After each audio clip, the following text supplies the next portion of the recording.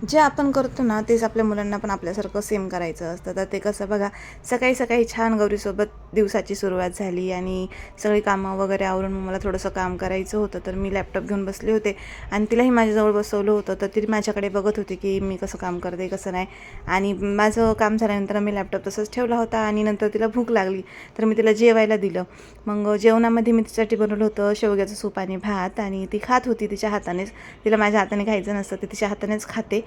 आणि त्याच्यानंतर ती माझ्यासारखी म्हणजे काम करण्याचा प्रयत्न करत होती लॅपटॉपवर अशा प्रकारे. त्याच्यानंतर मग आम्हाला लग्नाला जायचं होतं तर मी छानशी तयार झाले आणि गौरीला पण तयार केलं. गौरीला मी अशा प्रकारे तयार केलं होतं, पण तिला बेल्ट काय डोक्याला ठेवायचं नव्हता, म्हणजे बेल्ट काढून टाकला आणि मग आम्ही गेलो लग्नाला. तर लग्नामध्ये गौरी नाचत होती कारण तिला खूप आनंद, म्हणजे एवढा आवाज आणि ते सगळं तिला खूप भारी वाटत होतं आणि ती खूप एन्जॉय करत होती. म्हणजे तिला असं खूप छान वाटत होतं.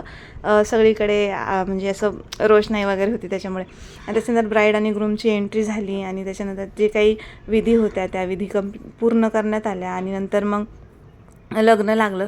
आणि लग्न लागल्यानंतर मग जे काही फायर शो आम्ही बघितला आहे ना, तर आम्हीच का बघायचं, तुम्ही पण बघा या व्हिडिओमध्ये. तर अशा प्रकारे खूप सारे फटाके वगैरे फुटत होते आणि खूप छान वाटत होतं.